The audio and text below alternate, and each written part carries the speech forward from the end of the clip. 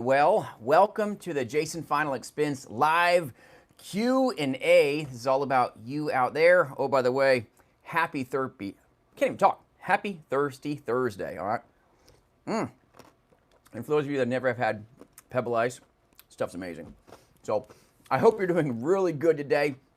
We're going to dive in to anything that's going to serve you and help you, all right? So a lot of times when we start off as a brand new agent, we always have these little like itching questions. We've got little things that kind of can keep us up at night or keep us from fully engaging, okay, as much as we'd like. And this is all about you guys. Damien, thanks for showing up here today, and the others that have come. And any questions that you have, I'm just going to kind of dive into what you guys need as a new agent, what you're going to need to look at as you keep moving forward in your career. So thanks for being here, and I hope you had an amazing week so far. So as you prepare to dive in to any form of insurance, understand it's going to take an insane amount of drive. It doesn't happen just by happenstance. You've got to be hungry, but you've got to be in a mindset of helping other folks, and that's what I know you guys are here to do.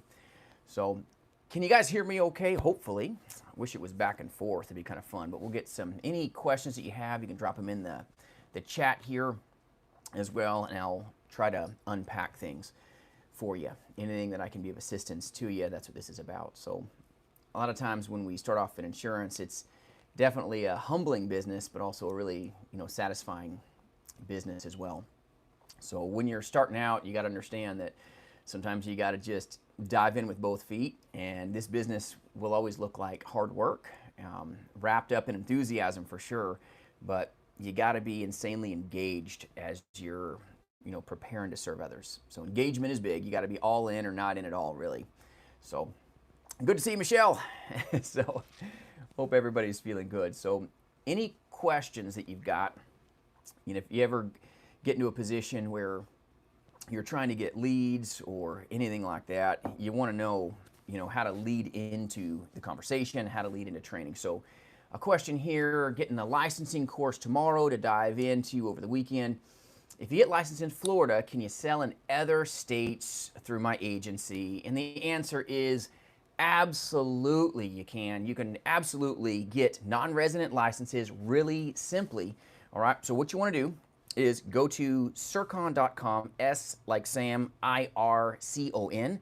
Go to Circon.com. That's what I personally use. There's other platforms you could probably use, but that's what I personally use to get my non-resident licenses, because when you use some other mediums, what they do is there's cases where they say, okay, yeah, we'll get you your license, but you got to pay an additional $20 to Circon anyway to go print it. So why not just go to Circon in the beginning and just get it all done?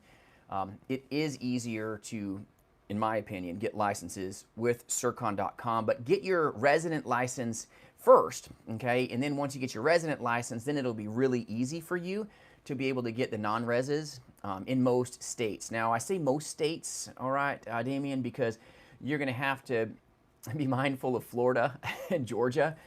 Certain states are more of a pain in the britches, where they're good states, but they're gonna require you to get fingerprinted.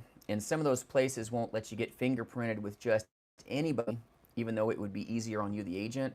They'll only allow you to get fingerprinted with certain places. Money, money, money, follow the money, right? They only allow you to go to certain places to get fingerprinted. So Florida, you're definitely, if you're getting a non-res for Florida, you're definitely going to want to make sure you schedule your fingerprint session with one of their approved vendors so that you can get it as fast as possible. But Florida takes their time. Let me tell you, Florida and Georgia, they'll get done when they get done. It's just kind of how they are. So great question. Thank you for that. So it's absolutely easy to get your non-res licenses. The one thing that I'll also advise you on is when you get your non-resident license, make sure that you upload that non-resident license to your Assurance Bay, okay? That's very important. So update your Assurance Bay with all your non-res licenses. Make sure you keep a good filing system. And then you want to send, okay, I know it's redundant, but send your non-resident licenses, the new ones that you get, to each and every company that you're appointed with. So any company that you can write business with, any of them, just email blast them all just so that you've got redundancy. So in case you write business in a different state, you don't want to get into a position where they say, sorry, we can't do this. Sorry, we don't have that license on file, and then bounce your business. That's going to cost you money. Not good. So make sure you're a little redundant. I know it's annoying, but definitely update your assurance bay and then email blast every one of the carriers to make sure that they've got that non-res license on file. So then when you actually are ready to rock and you sell something, you don't have problems. Because I know of agents that haven't done this. They only updated it on Insurance Bay and didn't give it to the carriers. Then they write business, and they'll let you write it sometimes, and then they'll go, bonk, sorry, do not pass go, do not collect your commissions, go write the business again because we didn't have it on file. So some companies can be a little finicky. Make sure if you can, get a chance to do that for sure. So make sure you're a little redundant. I promise you it'll help you, keep you out of harm's way. So another question, setup as far as computer system, what do I use to make dials? Great question, Ms. Simmons, great question here. So what do I use to make dials? Well, would you all like to see my dialer? Anybody? Anybody? Okay. Are you ready? Here's my dialer. It's my fingers, everyone. I use a phone. I use a high definition phone. This thing's amazing, okay? You can't legally marry phones. Maybe in some parts of the country you can. I'm happily married, but I'm telling you, like, this phone is amazing, okay? This phone is high definition. It's insane.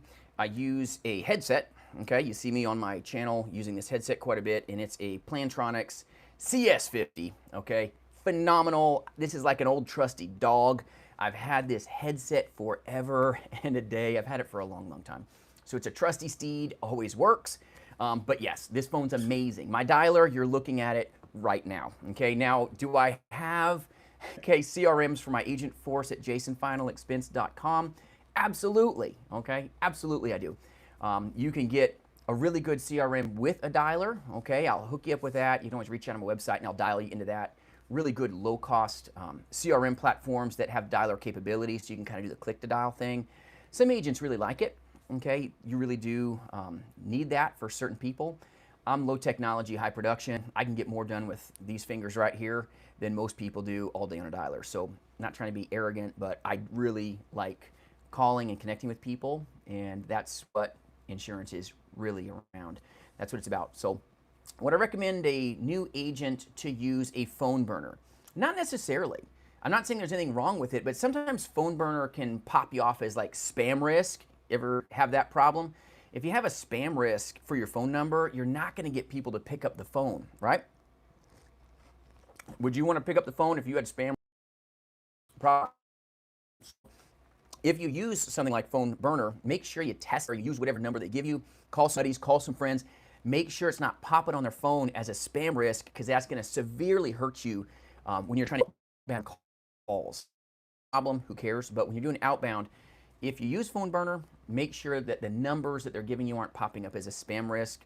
You can own and control your own phone number. Where I own the phone number, it's me. I've got my name. Everything pops up on caller ID when I call, which is really nice, really professional. And a lot of phones stinking amazing. Okay, like. There you go, everyone. You're seeing my phone. It's awesome. I don't know if I can drag it over, but it's a really nice phone. You'd find in any Fortune 500 company, okay? I work out of a corporate office. I don't work on it. Very important, everybody, in telesales. If you don't have a good phone and good, clear communications, you're capping yourself, okay? You're definitely capping yourself. So if you use a CRM with a dialer, phenomenal. Nothing wrong with that, okay? You got lots of good agents that partner in my agency that use this. They use a CRM with an insanely good dialer. I highly recommend it. But if you're one that's like, listen, I'm low technology, high production, then I would definitely recommend that, okay, you look into that, okay? Look into a good phone. So, good question by Levi. How long is the contracting process once you're licensed? So how this is going to work for you, Levi, is once you are licensed, okay, which means the state, wherever you're looking, has given you the blessing, you've passed your test, congratulations, super important. But now you're licensed, you really can't do anything with that license yet, because you're basically, you know, you've got the ability to go get tooled And I'm proud of you for passing, but once you've passed your test, you've got to get appointed. Appointing is the process of the company giving you their blessing to represent their product. So when you're dealing with contracting, that's a process that could be done with my agency with certain carriers. I could get you contracted within days on some carriers. And then some other carriers may take anything from 2 to 5 weeks before the company gets the nod to you, invites you, and allows you to be able to have the privilege of representing them, selling their insurance products. So it definitely, some companies can go quickly within a day or two as long as you have a clean background, good credit. If you've got some circumstances that you need to explain, then that would definitely potentially take a little longer because you may have to write some letters depending on your background. But if you've got good credit, good background, it could go pretty quickly. But even with good credit and good background, I'm telling you, sometimes contracting is what contracting is. It's like you're in the line, and how long is it going to take you, to get to the checkout? Depends how fast the people are in front of you. And when you're dealing with contracting, it depends how long that line is at the time. Beginning of the year definitely is a busier time. So if you're looking at diving into insurance, definitely get your contracting done and locked in. With a good agency like mine at jasonfinalexpense.com or somewhere else, get it done in December early while everybody else is celebrating Christmas. You'll get contracted quicker because these companies are going to take time off for Christmas. They're going to take time off for New Year's, which means the business days you have left to have them wrap up your contracting is a lot less. So that's just something to keep in mind, but great work. So yeah, Damian, thank you. Yeah, I'm old school. I've done new school, okay? I've run professional call centers with twin predictive dialers in each location and all kinds of crazy stuff, whisper technology and all kinds of CRMs that I've done in my career, but these fingers always work, okay? This doesn't crash. Paper, okay, unless my corporate office burns to the ground, I'm good to go. All I need is a phone, a computer, and leads. That's it. So I like the old school side. So Mrs. Simmons has a question here. How many leads to purchase in a week as a new agent? Okay, so I'll answer that first before I dive into your next question. So it depends if you're wanting to be full-time as a life insurance or Medicare agent, or if you want to be part-time. That's going to change if, you're looking at a part-time vision for yourself or if you're looking at a full-time vision. So if you're a part-time agent, you could, depending on the hours you're going to put in, you could do 50 leads a week as a part-time agent and you'll be doing okay. But as a full-time agent, you're really going to want around 80 to 100, leads, maybe 120 leads at best a week, You want to be working. The last thing you want to do as an insurance agent is to be stuck on the world's smallest merry-go-round, All that's going to happen is you're going to get dizzy and you're going to puke, just like when we were in school when we were kids. You're going to just spin, spin, spin, spin, spin. If you call the same 20 people over and over and over and over again, if you only got 30 leads, that's really frustrating because not everybody's going to be home when you buy your leads. If you're buying Facebook leads or if you got some tuna fish Facebook lead, yikes, Pickup rates, garbage, buyer intents, garbage. It all depends on the quality of lead when you're talking quantity. So good quality leads are insanely important. So great question, but as a part-time agent, right around 50, and as a full-time agent, if you've got 80 to 100, if you're trying to really scale, then maybe stack some more leads onto that, and hopefully it'll be more profitable for you. But when you're a full-time agent, you're really going to be piling on the war chest. The leads are going to start stacking. They're going to start catching up because you're not going to get a hold of everybody as much as you may want to. Not everybody's going to be home, and so you're going to have people that you haven't been able to talk to yet. Prospects you haven't been able to get at. So you're going to have this war chest of lead, this depth of flow as a new agent. So you're starting off and you're just going to continuing, to move forward. So your next question that you got, Ms. Simmons, here is it okay to purchase aged leads to get started if you're not able to make, a big purchase? Instant leads, well, let me tell you, yes, definitely buy good aged leads, not aged data. There is a difference, Aged leads are completely different than just aged data, Certain agencies, what they consider a lead, oh, it's something, It's basically a piece of garbage that they say is a lead. worked with a lot of agents that have come from other agencies, and call an A lead that they make these poor agents pay for is not a fresh lead. It's basically 3-year-old data. So be careful with certain IMOs, FMOs selling you leads. You got to vet your leads as well as your mentor who's giving you the info. So instant leads, can't say I've had any experience. I've had, if you're talking about like an instant web lead or something of that nature, like Facebook leads, I've got a lot of experience with those in my career. But you want to make sure it's an exclusive lead. Okay, even aged leads, you want to make sure it's only touched one person's hands if you can help it. It'll help you become more profitable, because then it's not like a lead that's been touched by everybody.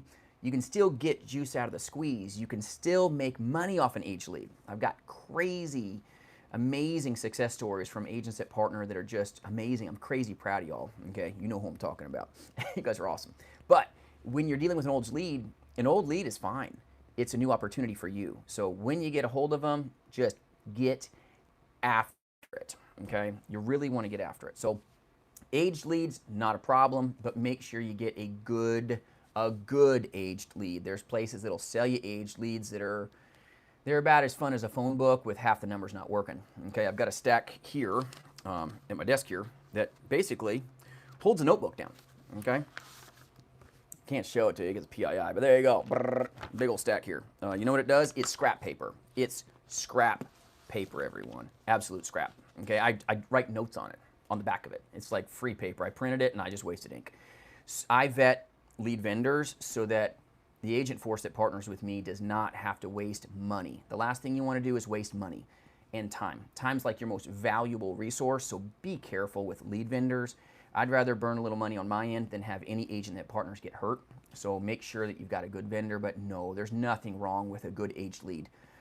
There's aged lead vendors that have a 30-day-old lead, 60-day-old lead for very good prices, and that gives you a lot of time to penetrate that lead and make some good money, increase your profitability. And when you're a new agent, Miss Simmons, and if you have I don't know if you're new or old, but if you're a new agent, sometimes you don't have a ton of capital, but you've got some.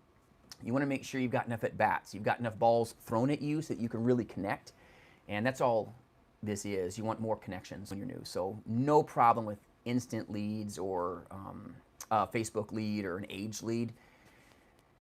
There's nothing wrong with that. You just need lots of at bats when you're new. So that's good. Levi's question, do you have any books relevant to our field? Be careful with some books that are out in the industry. There's definitely some good reading. Best book, okay, to get your mind right, read the book of Proverbs. I'm telling you, great book that'll help you. Okay, that's a good book that let me tell you, it'll give you true wisdom. Okay, so that's what I'd recommend. If you haven't read that book, check it out. It's awesome. Read the book of Proverbs. It'll help you in a big way. But when it comes to sales books, make sure you're real careful. Okay, be really careful. Anybody can write a book, and I mean anybody. Okay, so make sure that whoever you're reading from has truthfully done what you're,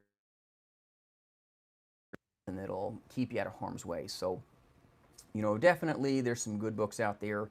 You got Tom Hopkins, you got Brian Tracy, both, some real good people out in the industry. But just be careful. Books, anybody can write one. So, good question though.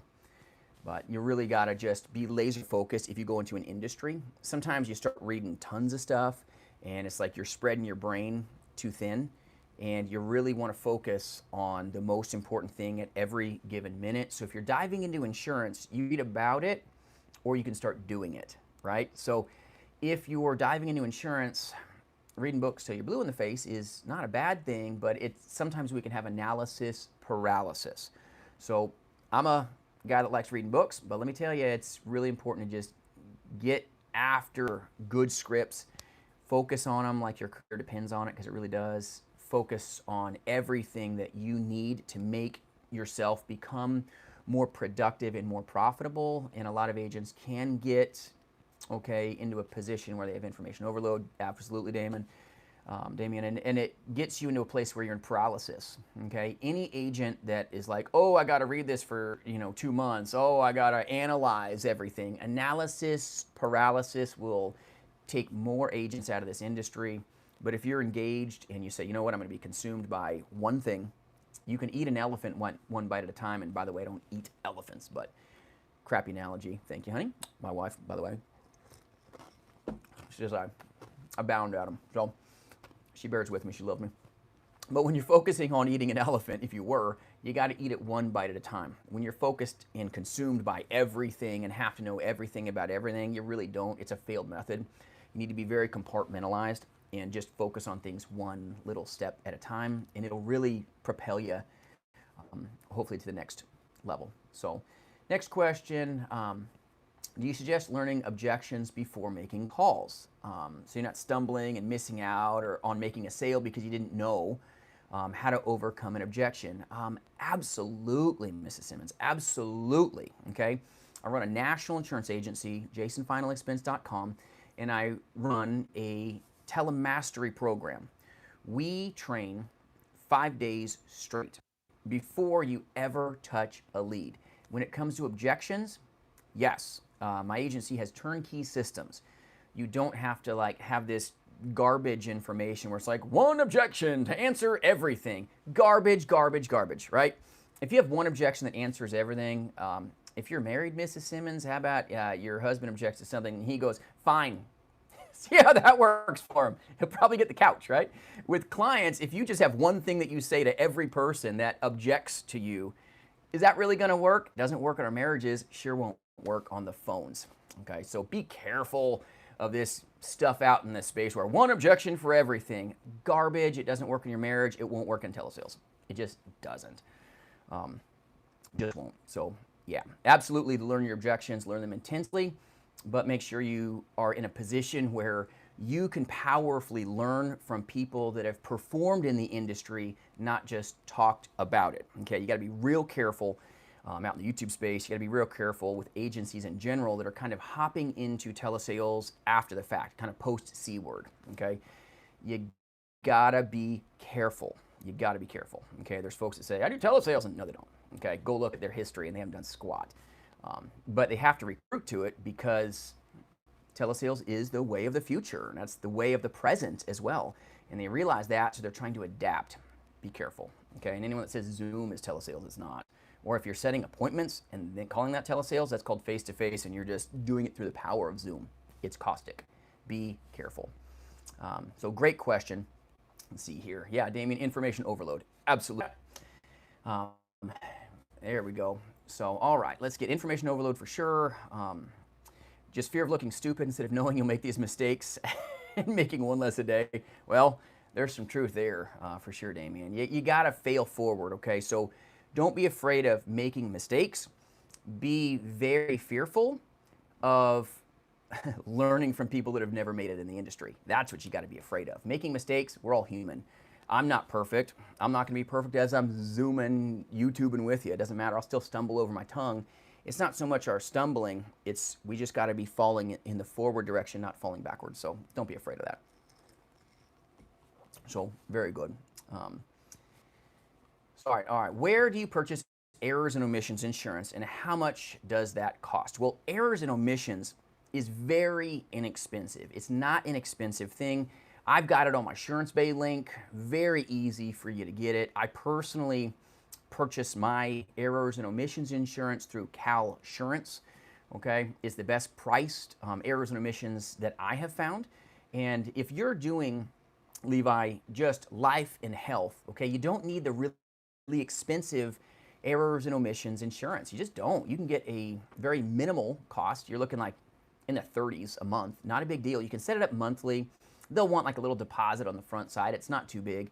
But I use CalSurance. Most of the errors and omissions insurance companies these days will want a little deposit, and you just pay monthly. Very inexpensive, and you really don't have to overthink this at all. If you ever contract with me at jasonfinalexpense.com on my SuranceBay link, click the upper right. It's right there, and it like auto-populates right over for you, and you're good to go. So very, very simple to get that. Yeah, Damien, that's awesome. Yeah, 13-page scripts. Are you kidding me? Yikes. Okay, that's what I, oh my goodness. Yeah, not great. 13 pages is, that's deep. I've seen some scripts, Damien, that were much longer than 13 pages. It's not a fun process. It's like you're running over people with words. I call those bulldozer scripts in the industry. Blah, blah, blah, blah, blah, blah, blah, blah, blah, buy from me. Yes, any script that's that crazy long, there's a problem, okay? It's not efficient, it's not that effective, but you'll wear people down. It's what I call wear down scripts. It is what it is. So yeah, absolutely, Damien, for sure.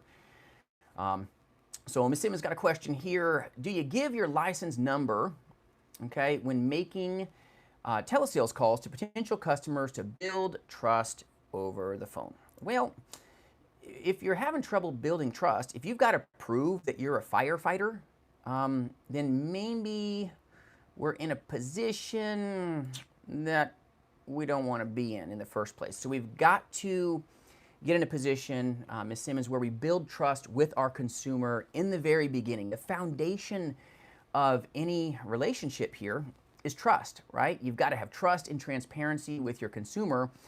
A firefighter, if they show up at your front door, does not have to prove that they're a firefighter, right? You see their badge. They don't have to go, I'm an insurance agent, blah, blah, blah, blah, blah. They don't have to prove it. They know you are. And if you introduce yourself as such on the front side, you shouldn't have as much problem with that. But do we use our license number? Yes, absolutely.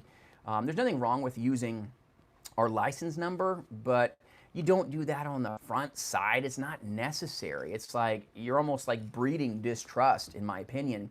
In the very beginning, you better be sharp, you better be smooth, because you don't get a second chance to make a positive first impression. So be careful of YouTubers that are just YouTubing as opposed to powerfully producing in the industry and have been in telesales for a long time. That's why I always say, everybody, please vet your trainer, vet where you're getting your information from. You've got to have a foundation of knowledge from where you know it because you've been there, as opposed to, hey, I'm going to tell you something that I've never done. I've done telesales and I've done insurance a long time, okay? 2+ decades, 20+ years, had a lot more hair on my head when I first started. So it's been a while. So just be careful. You don't have to start off the call with, hi, I'm blah, blah, blah, license number 1234556.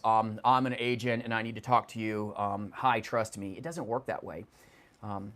It just doesn't. People don't buy based on a logical analysis of you and go, oh, okay, I'm going to trust him because he, showed me his little shiny badge. No, that's not how firefighters roll.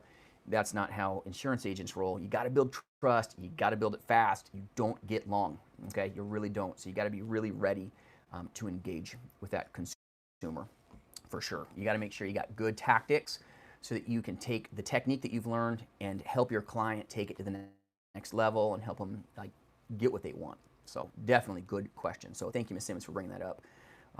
Very good question. So yes, there's a lot of people out in the YouTube space that do a lot of stuff. Doesn't mean it always works. A lot of people will sell conferences that didn't produce insurance for more than a year. Okay, you got to be careful. Just be careful, okay? You want people that have done this a long time to be giving you advice that are helping you. So just be careful. It abounds in the industry. So yeah, Damien, for sure. People will absolutely judge you in the first so many seconds on that phone call. Face-to-face, you've got a lot of slack on the rope, okay? You got a lot of slack on the rope. You can get away with a lot as a face-to-face insurance agent. And I train face-to-face insurance agents as well. But in the telesales, you do not have that slack on the rope, okay? Seconds matter. And if you do things wrong, you're going to get whipped. And it is not fun. You're going to get whooped and you're going to be like, whoa, this is not exciting. You don't get a second chance. When this happens in the telespace, you get hung up on. And when you get hung up on, they're not going to just answer the phone when you call back. It doesn't work. Face-to-face, you can kind of Elmer Fudd yourself a little bit. A beebity at the front door. It doesn't matter. They'll still love you. Unless you got a face completely made for telesales, and then that may be different, but you should be okay. Most people are. So yes, you don't get a second chance to make a positive, powerful first impression, and you got to really focus on that and be ready to go. So yes, they will absolutely judge you in the first hit on that phone. You've got to be ready.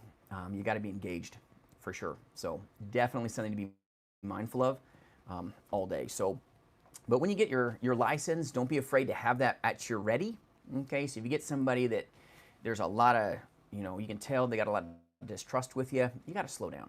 Focus on that consumer. Focus on getting to know them and getting to know what they need, more importantly. Once you get to know them, then focus on the next N, which is needs. It's needs-based selling.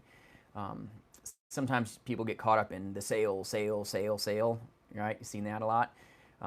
The sale will happen if you focus on delivering the goods to the consumer. So deliver what the consumer wants and wishes. Now you're just an order taker, okay? You're a servant of theirs, as opposed to just the typical sales garb that they get attacked with. A lot of this, what I call bulldozer scripting, these like long, okay, like Damien talks about 13-page, 18-page, 22-page scripts, blah, blah, blah, blah, blah. It's like these poor prospects are just getting launched on. It's painful to listen to. It's painful to do that and to portray that you're happy about it. It makes the process pretty painful. So make sure that whatever you're using is concise. That would be my recommendation to you. So very good. But yes, people do judge you quickly. So, but yeah, good questions so far. Very good questions. Thank you for bringing that up. So question here from, if I were in the Telemastery course with you, would I be able to schedule my training with you around my full-time job? Absolutely. Got agents across the nation. I do my Telemastery program typically 3 weeks out of the month. We're getting pretty stacked up, so I'm about a week or so out right now. And when we do this, it's always coordinated at a good, convenient time. It's a mutually agreed upon date and time that works for the agent. My job is to serve my agent force. It's a partnership, okay? Some people run agencies and they don't look at it like a partnership.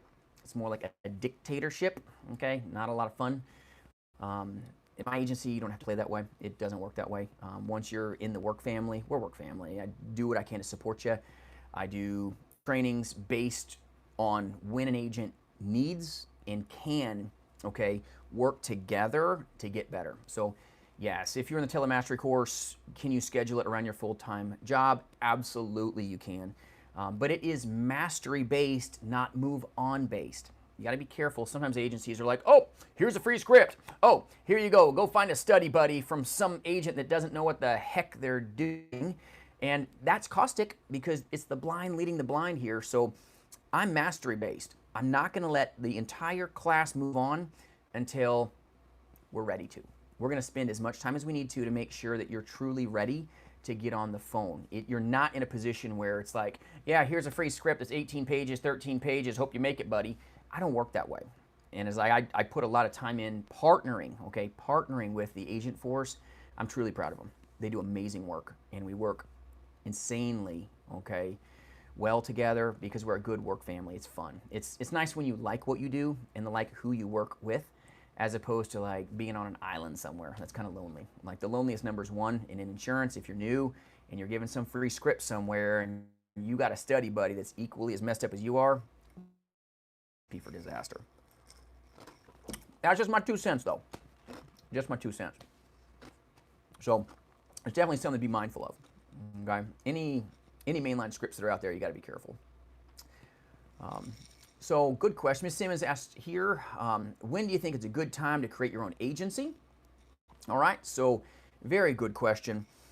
You do not want to dive into agency development until you as an agent are grounded, okay? You can't teach and train others if you haven't gotten into a state of proficiency, right? You can't powerfully transfer skill set as an agent growing an agency, or what happens is you become, in some ways, the blind leading the blind. So leaders have to lead. So if you're going to run an agency, you've got to be prepared to outwork your agent force and outserve them. You've got to be ready to help them. As an agency owner, in my opinion, that's your job. You exist to serve your work family and to help them. But you've got to be a general that can't stay in your own tent. I can't stay in my own tent. My boots are always on. I'm ready to go. I get up early this morning. I was up before 6 and I'm ready to go. Okay, I like what I do. But when you start an agency, once you are in a place of proficiency, profitability as well, you got to be profitable before you dive into agency development. It doesn't have to take 2 to 3 years. It doesn't take 2 to 3 years before you can branch out on your own if you are an insanely focused, okay, agent. Now, if you're an agent that can't manage time, if you're an agent that is like, hey, I'm going to hop into agency management because I don't want to work, wrong view of getting into agency management. And I'm not saying that's what anybody in the YouTube space here watching thinks, but some people do. Some people think, oh yeah, I'm just going to run an agency and I'm going to sit back with my feet up on the desk all day long and make people schedule calls to talk to me. If you do that, let me tell you, it's not a good way to lead, and it's not a place that most people enjoy hanging in. That kind of a work environment. It's just not fun. So once you get good, okay, once you get good in this space and you're like, you know what, I'm successful, I'm building up wealth, I'm getting this done consistently. Once you're consistent in this business for a period of time, typically about a year, if you're really good, after about a year, once you really know it, then maybe branch out. It doesn't take 2 to 3 years. If you're laser focused, you're a type A, you're like, you know what, I know what I need to do. I'm gonna be laser focused. I'm gonna get really good myself. I'm gonna make $300,000 this year myself. I'm gonna prove the model. Once you model the business, once you make it, now you can model it for others. Okay, I'm a $1 million roundtable agent. I've qualified many years, lost track. Okay, I've produced myself to an insane high level that a lot of agency owners have never attained. Okay, so I would absolutely say lead from the front. You don't have to wait 2 to 3 years, Ms. Simmons, before you launch forward into agency management, but you got to make sure you make it first yourself and then pull your work family along with you. Okay, and that way you can help them perform and help them get what they want, which is high-end learning and high-end mentoring, because you made it. Now you can mentor others. So that would just be my suggestion, is make sure you make it first. Give it about a year, get those little kinks out, be super consistent, get rid of the valleys completely, get into a place where you're now scaling.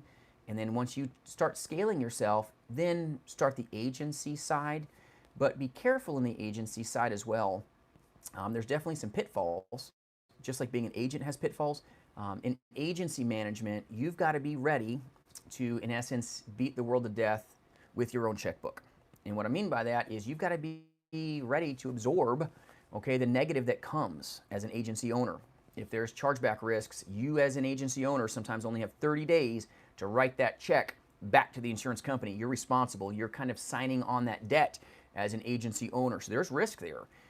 There's reward for sure, but there's definitely risk that you want to have your eyes kind of wide open on, so that when you launch into agency management, you're really ready to go and you understand what you're doing. So great question. So it's very important to do that. So agency management, great. I've got countless agencies, okay, that partner. They do phenomenal work, and you do not have to wait that long if you know how to get it done yourself. So it doesn't even have to take a year if you really catch on and are getting it done. So great question. Levi's got a question. How many people would it be above us to make commission off your sales? I'm not that way. A lot of agencies, it's so like deep. I'm not that way. Okay, when you're at the top of the mountain, you don't have this depth where you're spreading it out. Some places are like recruit, and you've got all these layers of the onion so that your comp is kind of pretty tiny. You don't have any ability to really grow and scale. That's not the way of my national agency. I've done this a long time, got amazing relationships with these insurance companies. So it's powerful. So that helps you in a big way to be able to really scale without getting scalped. Because some agencies are like, oh, we pay top comp. And then you go look at the compensation, you're like, that's only for one product. And then you start looking at your comp, you're like, ouch. That's not a fun thing. So take a look at your contracts for sure. Another question here, how many states should you place your non-resident license in order to make a good profit? Okay, or should you start with your home state only? You definitely need to understand for sure that having more states does not equate to more income. Okay, some agencies will tell you you need to get all these extra states, go get this, go get that, go get this. Flawed information. When you're outbound, okay? So that information is flawed.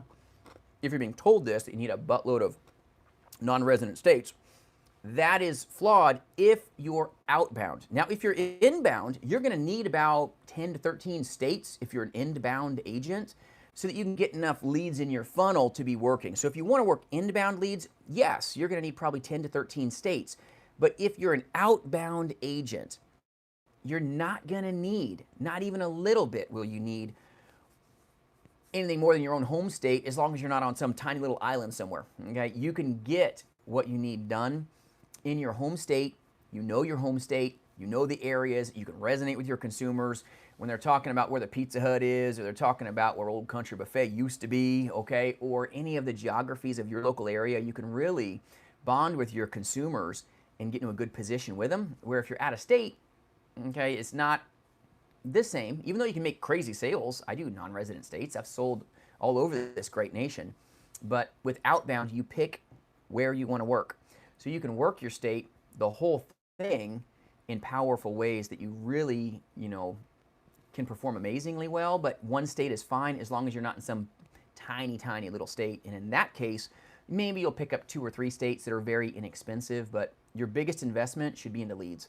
When you first start, you need leads, you need balls thrown at you so that you can connect and start just hitting, okay? You can't hit, okay, if you don't have balls thrown at you. So you need lots of leads. All these extra states aren't gonna leverage you out and make you more money. It's flawed for sure. So good question, very good question there. So definitely start with your own home state is my recommendation, unless you work in Florida or New York. That's my caveat, all right? If you work in Florida as your resident state or New York in your resident state, do not work your resident state. If you do, tell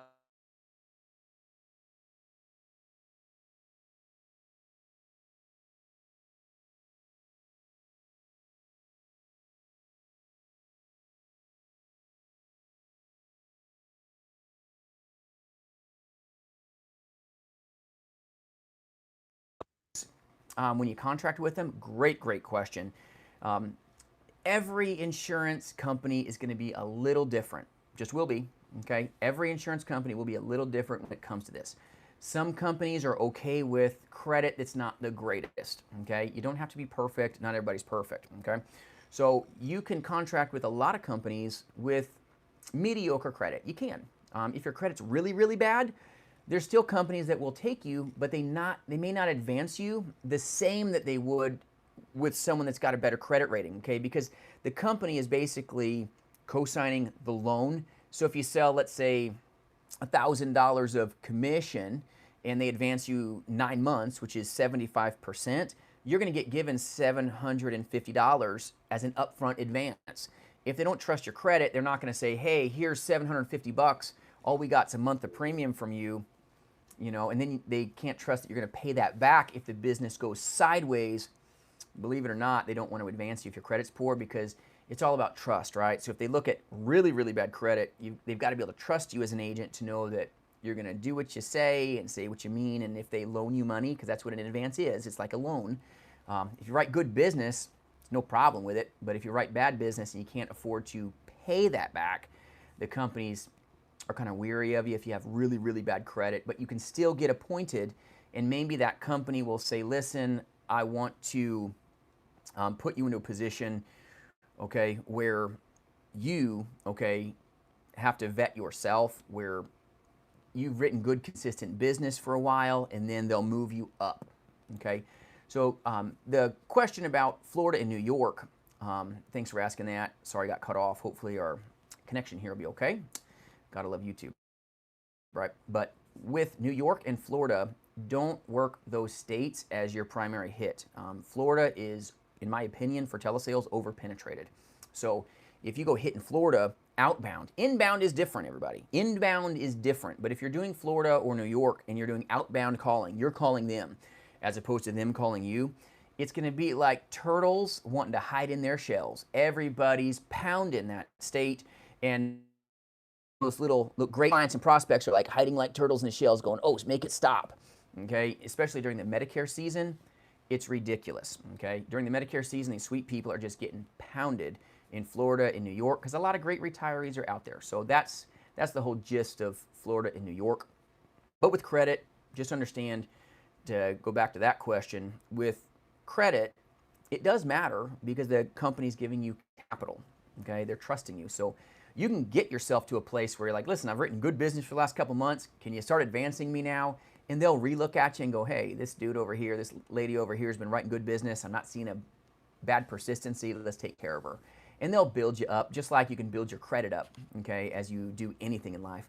Your credit doesn't have to stay bad. It can be built upon, and really, great things can happen to you. And some companies will absolutely advance you. A couple of them will be picky. There's a couple companies, couple fraternals that I know of that may not even appoint you. You'll be fine. I've got lots of carriers, okay? I'm like that guy in New York with a trench coat. Want to watch? I got lots of companies, great depth. I run a national agency with lots of resources. I can get you taken care of. I got agents that have way less than credit. I partner with them, but it's all about, every agent is an individual, and I'll partner with on average 1 out of 30 people. But if you got good character, that's what matters. That's the most important thing. And your clients can sniff that out a mile away too. If you're a good person of integrity and they like you, the insurance companies will find you as well. And they're going to find any agent that has maybe some bad credit. They'll give you grace and let you build yourself back up. Maybe they'll give you as earned, which means as the company gets paid, then you get paid. Okay, no chargeback risk, but then you can build upon that as you move forward. So very, very good question there. But that's a very common question as well. So really good one. But it does happen. So if you're doing outbound though, stay out of New York, stay out of Florida.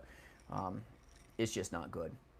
So, but you can definitely improve upon it. And once your credit score is fixed, they'll absolutely, yes, they will absolutely reconsider you and take really good care of you. They really will. So insurance companies have good hearts, most of them. Okay. And they'll reconsider you all day long. You can bump yourself back up. You're advancing. Maybe you'll do a 6-month advance instead of a 9-month. Okay, no big deal. You're still right in the business, doing the good work, taking care of good prospects. They respect that. They absolutely respect that. So if you want to be able to build, just be the best version of yourself every day. Just keep getting better. Don't worry about what your past is. Worry about what the present is and how you can propel yourself into the future. Don't let anything hold you down. Don't let anything hold you down. And don't let anybody tell you otherwise either. So crazy, crazy important to keep things in perspective. Sorry, chewing on Pebble Ice, everybody. But great questions. But yeah, definitely be mindful of New York, like I said, in Florida. I had an agent that came to me from another agency, and the agency owner was basically saying, hey, just go buy more leads. Florida's not working. I'm not making any money. I've spent umpteen thousands and thousands and thousands of dollars. I'm not making headway. And the support that he got was just go buy more leads. Quit belly aching. Like, wow, really? And this is where it's so important that partnerships matter. Okay, you got to understand who's giving this advice matters. Some places will just say, your problem is just shut up and go buy leads. It's really bad when that's the conversation. I partnered with this agent, brought him on, immediately got him out of Florida immediately, got him into another state, which was way better. Changed his scriptings, obviously, because he was using some Frankenstein scripts. Got him into a good place, and guess what? Immediately he's making sales. Crazy proud of him, okay? Crazy proud of him. And then he was able to work even the Florida leads that he already purchased, and Florida's a harder state to work outbound, and guess what? The same leads that he had zero success with, he started crushing it. So your script matters. Just like when you talk to your wife or talk to your spouse, you can say things a certain way. Change your tune and change what you say and how you say it, different result. So yeah, Florida is definitely one you stay away from. New York also stay away from it. And then make sure you got a really good script, everybody. Make sure you got a good script and then stick to it. Drop some content on that today. So very good question there. But yeah, they'll absolutely reconsider your credit. To go back to the credit thing, don't let that hold you back. I know that can crush a lot of agent spirits when they first start off, because sometimes things happen outside of your circumstances, divorces, etc. Not even your fault sometimes, and it can sting a little bit. Do I recommend a CRM and dialer? Absolutely. Okay, if you need a good CRM and a dialer integrated, do not, and I mean do not, purchase a CRM and dialer from some email chain, from some place that's just popping you nonstop asking you to buy this CRM and dialer. Do not do that, okay? You gotta be careful of something called monetization, okay? Marketers, professional marketers abound in this industry, and they really love promoting a lot of CRMs and dialers because, okay, it puts dollar bills up into their pockets. And a lot of these CRMs and dialers out there are overpriced, okay? The platforms that they run on are a lot of times just white labeled CRMs. They're just white labeled. Okay, it's like go high level, okay, with some extra buttons. Okay, it's nothing wrong with Go High Level. There's lots of different places that do this. Be careful. Okay, so if you need a really good CRM and dialer, reach out, jasonfinalexpense.com. I'll take care of you, and I don't make a dime to send you to one of the best CRMs and dialers in the industry that I know of. So I'll take care of you on that, but I make $0. Okay, I'm not into that. Not a professional marketer, not even a little bit. So make sure that you get, if you like dialers, if you're a techie, definitely get a good one, and I can help you with that and get your, your business and you as an agent into a position where you're not overpaying for the dialer, and then more importantly, you're not overpaying for the data, because that's kind of the devil in the details. Sometimes they'll give you a cheaper dialer, right? And then they zap you on the data. That's where they get you. They kind of get you on one side or get you on the other. And there's a really good CRM and dialer out there that I'll get you set up with if you'd like. You can reach out, jasonfinalexpense.com, and you won't get bit on either side. Very inexpensive, sub 30s, okay, a month for the dialer and the CRM. So you're going to just pay for the CRM and then just pay for your minutes. You're just going to pay for the data at the cost it is. You're not going to get, nailed. So yes. Do I recommend a good CRM and dialer? You know it. Reach out. I'll take care of you. But be careful of the ones that are blasting your emails or that have blasted your emails from professional marketers in the past. Be very careful. There's agents that have overpaid for CRMs and dialers to the tunes of like almost $200 a month, some even more. And it's nothing more than a generic, CRM and dialer. You're going to overpay sometimes for the minutes. It doesn't do hardly anything different than any other CRM and dialer. Not saying they don't work, they're fine, they work, but you're overpaying for it because there's this, marketing affiliate thing going on in the background. So you're basically paying to line somebody else's pocket. So if you watch my content, you'll see that I've dropped tons of videos on that. So great question. But yes, you got to be careful. Yes, I do recommend a good CRM and dialer. Reach out. I will dial you into that. Doesn't cost you a thing. So, yeah, no, thanks, Damon. I appreciate that. Yeah, I appreciate you saying that. I've done this a long time. I'm definitely a velvet hammer. So money does not move me. Made a great living in this industry. I love this industry. I love who I serve with. Sometimes money can make you do things that maybe aren't in your work family's best interest. That doesn't work for me. Okay, you got to be focused on who you partner with. Do the best for your family. Okay. And you're going to see this in the industry where it's like, oh, buy this shiny thing. Oh, buy this shiny thing. Buy this shiny thing. Insurance agents sometimes can, this is going to sound horrible, but I'm going to say it anyway. Sometimes insurance agents can be like a herd of lemmings. The next little shiny thing happens, and it's like, ooh, $100 bills falling from the sky over here. Ooh, let's run over here. And then you find out it's empty money, empty promises. It happens, you got to be careful. When it comes to CRMs and dialers, that happens too. Watch certain CRMs and dialers out there in the industry where everybody's pushing them at the same time. Anytime that happens, you need to go, what's going on? What's going on? What just happened? Listen through the noise, and you got to hear the tune of what's happening, so you don't get taken, because it does happen in this industry more times than you may know. You just got to be in a place of compassion for your consumer, for sure, but you got to be in a place that you're careful as an agent, because you can waste a lot of money in this industry from getting leads that are unvetted. There's places that are like, oh, we'll make your Facebook leads for you, and then you get them, and it's like, yikes, they don't even know why I'm calling. Are you kidding me? You just got to make sure you got the right lead platform, you've got the right lead vendors that aren't too expensive so you can be successful. It's important. It really is. Vet everything about it. So when it comes to, no, thank you, anytime, that's what this is for. So do I care to talk about warm-ups in your scripts? Yes, it is very important, but do not be doing this false warm-up stuff. Be careful. If it's like, oh, how's your dog? I love your dog. Oh, hi, Martha, how are you today? Nobody cares. It's a false warm-up. Oh, I like shag carpet. You like shag carpet? Ooh, they know you're fake. If they know you're fake, they're never going to find value in what you bring to them. So warm-ups are critical, but your script is crazy critical to your success. So if you're using this free script out there, or if you're using some agency's free Frankenstein script, let me tell you, any place that gives you a script for free, it's worth that. It's free, It's a Frankenstein most likely.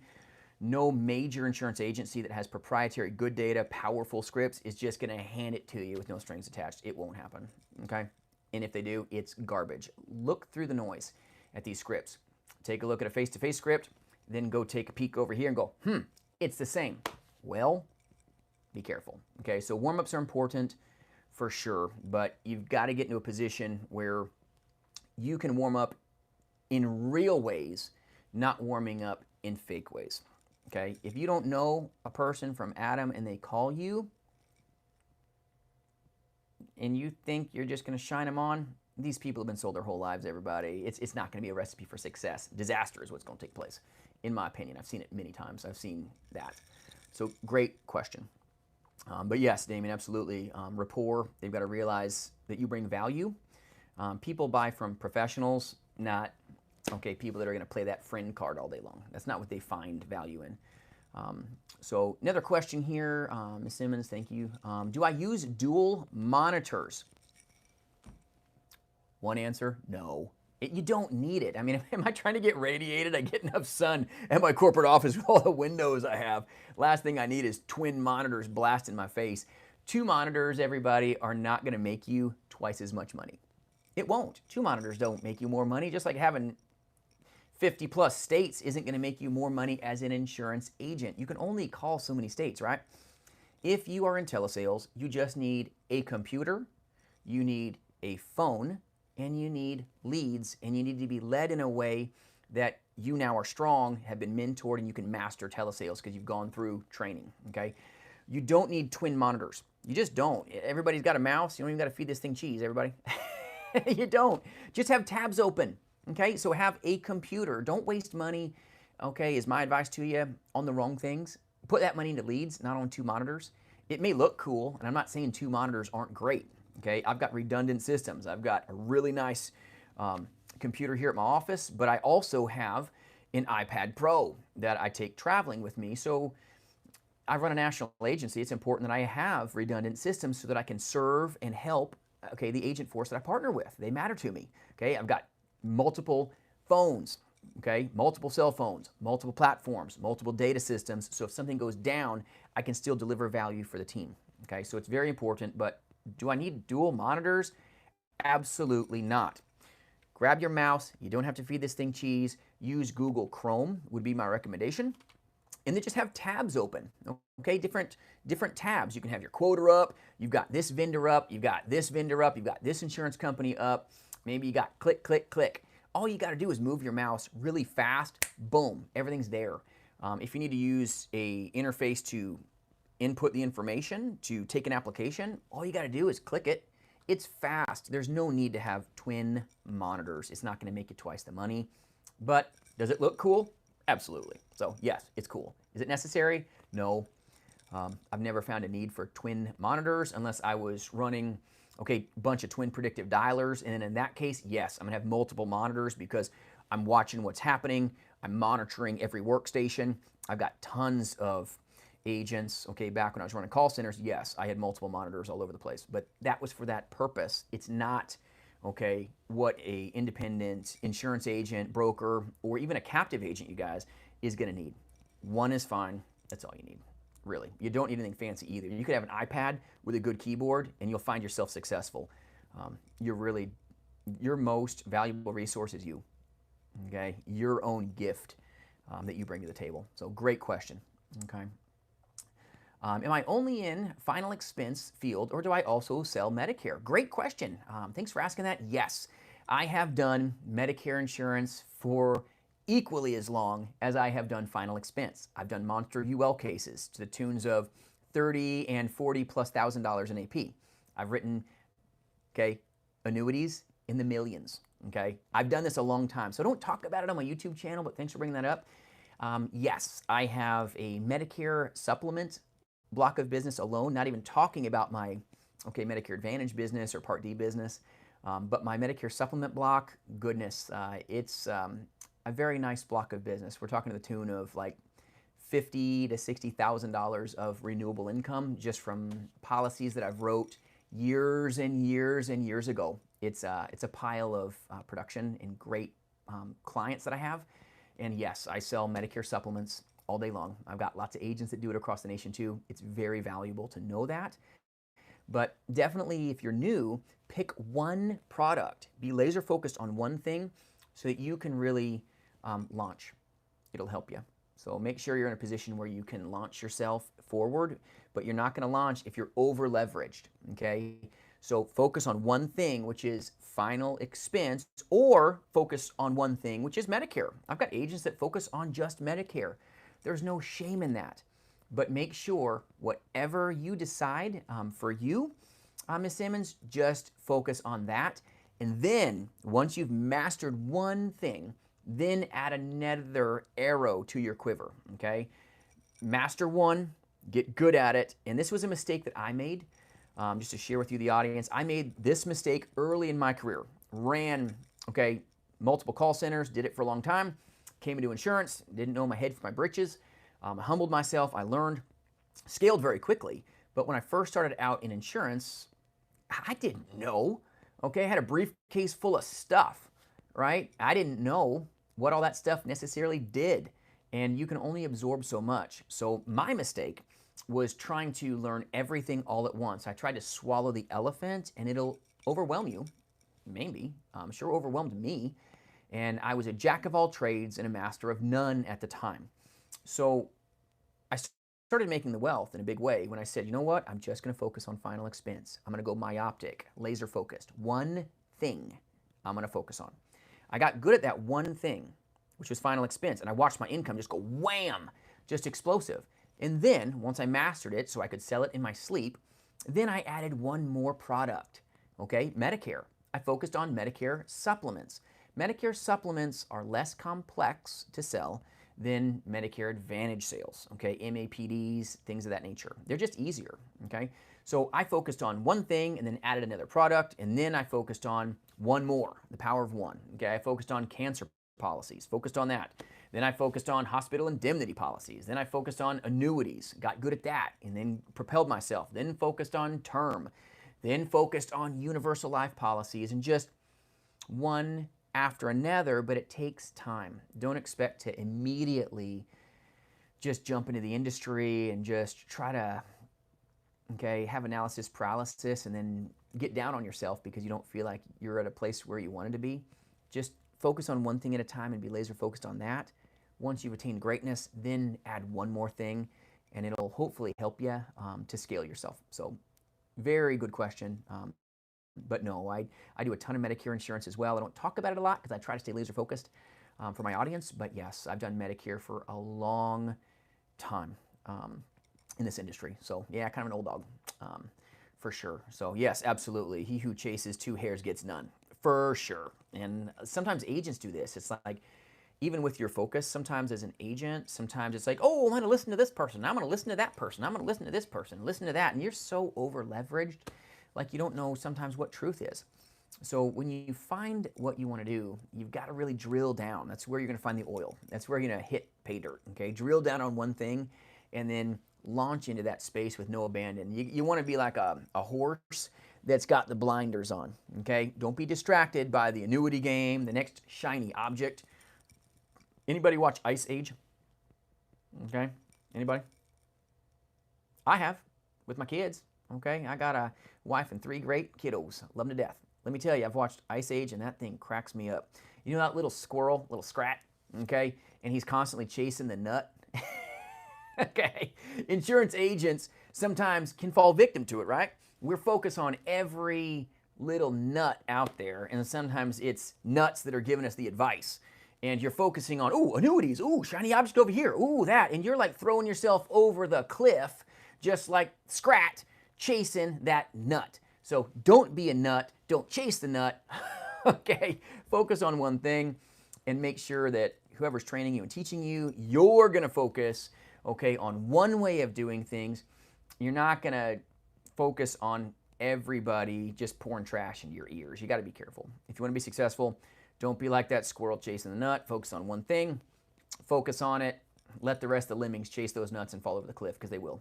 Every agent that I've seen that tries to be everything, you know, all things to all people, is nothing to anybody, okay? And that's not a quote. I would have butchered it anyway. So good question. But yes, don't get too distracted in this space, or it can cost you. It can definitely harm you, for sure.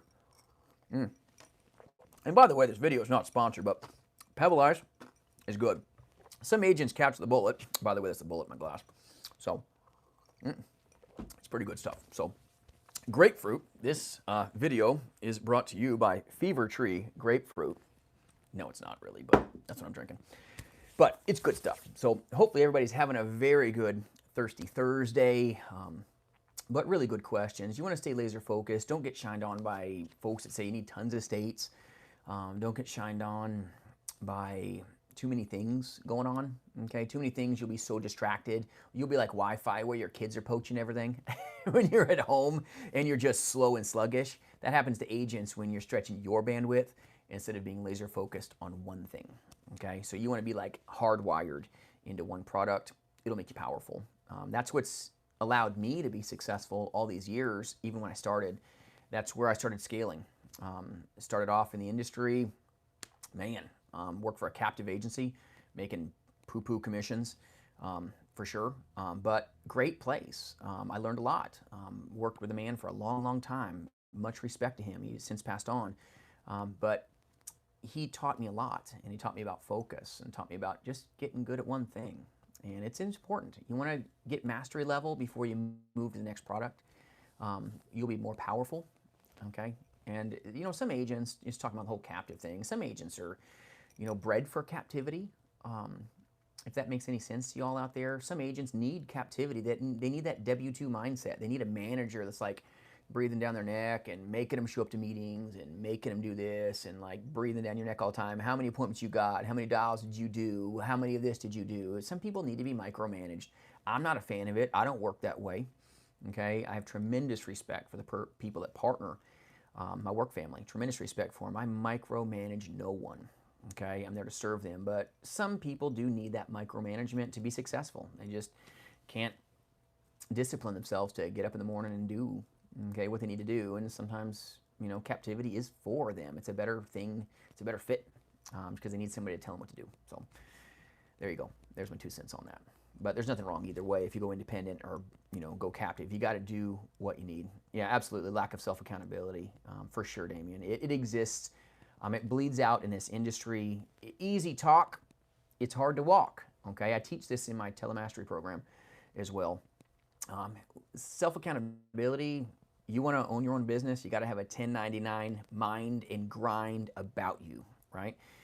Some people, you know, the W-2, man, it chains you down. Let me tell you, it chains you down. It's bondage, okay? It's like the golden handcuffs. They're going to keep you just happy enough to make you stay there and die in that seat. Not enough to make you where you can scale up, skilled up, build up, and own your own, okay, destiny. A lot of places are like that. The W-2 mindset, when you're getting LOA'd and your corporation owns all the business and you own none of it, well, it's great for them. Not good for you, but self-accountability is good. Self-study, yeah, self-study, okay. But you need to really be into a place of mastery where you've got people that are powerful, helping, pulling you up, building you up, helping you attain greatness, not pushing you down. If you're being told to, you know, go study with a bunch of people that don't know what they're doing and haven't attained success, oof, if it smells like you know what, it probably is, okay? But yeah, absolutely, PhD mindset, yep, poor, hungry, and driven, absolutely, absolutely. When you're in a place where you need the money, it can hurt you though, sometimes though. The poor, hungry, driven, yes, but if the client smells that commission breath on you, woof, that can hurt you, okay? So be careful of that. Being poor, hungry, driven, for sure, it'll make you amazing. It will, because nobody cares more about your business than you do. So you got to be in a place that you're like, you know what? I'm going to stare myself in the mirror and I'm going to direct myself because, you know, you're powerful. So you'll make it in a big way, but you don't want the prospects to ever smell that commission breath. And when we're in a place of desperation, not drivenness, but we're in a place of desperation, that's a scary place to be. You got to focus on just serving those clients, not selling them. If you focus on serving them, I promise you'll scale up faster. So yeah, very good question there. So when you're driven, okay, and you're hungry for learning, when you're hungry to be like a sponge, you're going to absorb the information better, and you're just going to be able to launch faster. Be careful of trying to reinvent the wheel when you're given a good script or you're given proven platforms to run on. Sometimes we get a little creative, and there's nothing wrong with being a little creative, but sometimes you can get too creative. And if you're too creative, it can have a tendency to throw you off the tracks in where you're trying to go. Like, you'll have success, and sometimes agents will, get away with it one time, and then they think they can get away with it all the time, and then they watch their sales just plummet. So you've got to have, good structure as an agent, especially when you're new. You've got to have very good structure. You've got to have turnkey systems. So you've got to have an agency like mine that can give you turnkey systems, or another agency. There's lots of good agencies out there, but make sure you vet them. Okay, if they do telesales, you need to be asking any agency or trainer or manager that's going to bring you on, how many years have you done telesales yourself? How many telesales have you personally sold in your career? If they say they run a call center, ask them where was the brick and mortar, how many people work there, and where was the location. Ask before you put the ring on the old finger, okay? And there's the wedding ring. It's that finger. But before you go marrying something, make sure it's a good match and it's a good fit. Make sure you're using good vetted material so that you don't waste time and get frustrated in a very good industry. This industry is awesome, everyone. This industry is amazing. It will give back to you phenomenally if you give everything to your consumers, okay? And when you decide to grow an agency, when you give everything to your agent force and you focus on them as the most important thing, then you're going to find yourself, Lord willing, in a good place that you're successful. And the people that stick and stay, they benefit tremendously. The business looks like hard work, everyone. It just does. Business looks like hard work. Don't let anybody shine you on in this industry saying, oh, it's easy, put your feet up on the desk and wait for the calls to just pour into you and these people just buy. No, it's garbage, okay? You're getting shined on, okay? Leads are opportunities to have a conversation and bring value to your consumer, okay? Have good leads. There's crap leads, garbage leads. Be careful. But yes, it's important. It is important. So keep these things in perspectives. Any last minute questions you all have, I'll be more than happy to answer them, but very good questions. Thank you for those and for joining me today. It's definitely important to kind of focus on things that matter to you, and that's what I wanted to make this about. Any questions you have, I'll freely answer them. This industry is going to give you, independence. It's going to give you financial freedom. It's going to give you the ability in telesales to travel.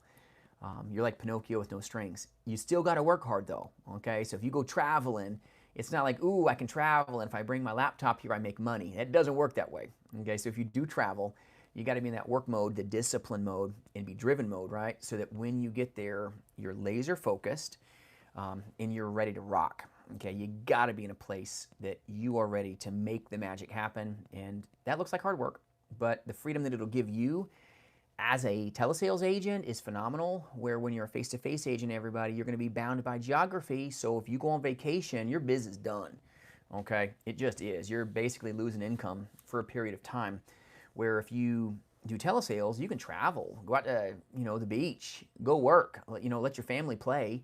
You go work for maybe 8 hours. Maybe you can work opposite coast, so you can make that time zone work for you, and then go hang out with your family and be present with them. It's powerful. The independence that it'll give you, the financial freedom through the renewals and the Medicare renewals and the final expense renewals, it's powerful. And I've got a lot of content on that as well. So what types of leads do you purchase for your final expense and med sup? Great question.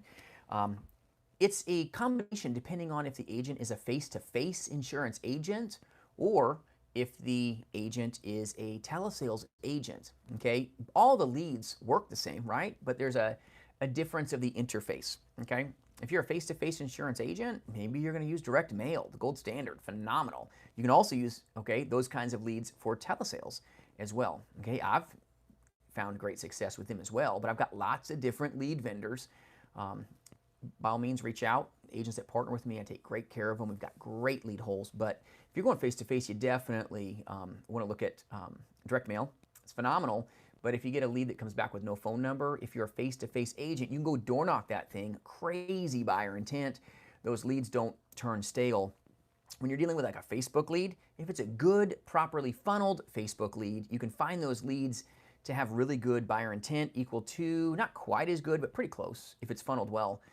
to a direct mail lead if it's done right. Okay, it's not as good as direct mail, but it's pretty darn good if it's funneled well. But leads in quality, okay, it does matter. You want to make sure you vet your lead vendors, and I vet all the lead vendors. I make sure that any lead vendor in my agency, okay, is vetted and that they work really well. I do not like agencies that make agents their guinea pigs or make agents their canaries. Oh, go buy these leads. Go see if they work. Go spend thousands of dollars. No, thank you.